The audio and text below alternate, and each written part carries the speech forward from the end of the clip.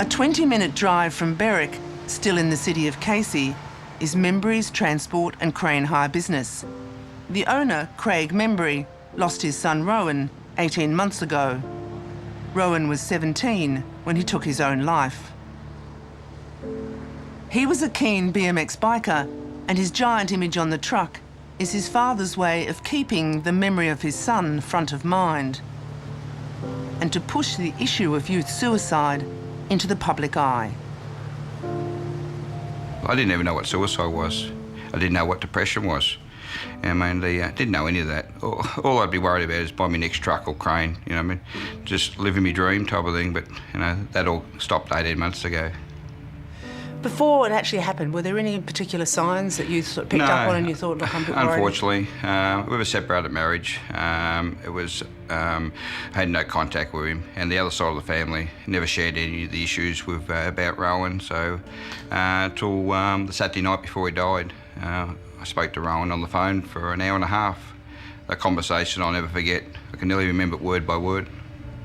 And what was he talking about? Oh, he rang me up and he was pretty yelling and screaming. We'd been for a bad trot through the whole time, and he told me he'd been doing drugs, dealing with ice and all that type of thing. I said, mate, I can't believe you're telling me. You got the guts to tell me, because you know what I think of that type of stuff, but mate, what are we going to do about it? So we started talking about it, and he said, I'm all for Dad, and I'm getting help, and I've been to the doctor, and I've got antidepressant tablets. So, and the conversation went on, but unfortunately I didn't get to help him quick enough type of thing. Rowan had been a student at Beacon Hills College. Described there as a lovable larrikin, he left the school after year 10. He was said to be easygoing and charismatic, not meant to be confined to a conventional classroom. But a year out from school, he changed. What do you think brought about the change? Rowan's change? Drugs. The ice is, you know what I mean? And I've done a bit of research on Google and finding about ice and all that type of thing. And when I spoke to Rowan on the phone the Saturday night before he died, he said to me, Dad, my brain's just fried out, mate. Dad, my brain's fried out. He said, this drugs, it just done my head in type of thing, you know? Just days after the call, Craig got a message that Rowan was in trouble.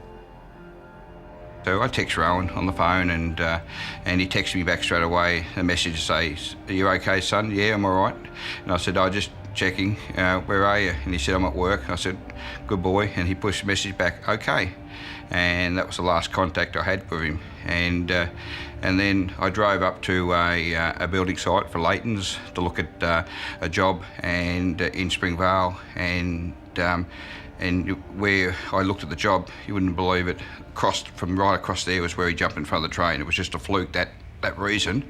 And then that was at 10:50 a.m. I was there, and then at 10:50 p.m, 12 hours from that time, that's when Rowan's time of death was collision with the train. Over 1,000 people attended Rowan Membury's funeral.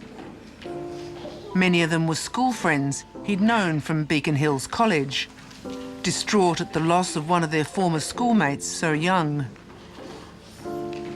No one here could have contemplated that within 14 months, 3 further students, 2 who'd recently left the school and 1 a student in year 12, would take their own lives.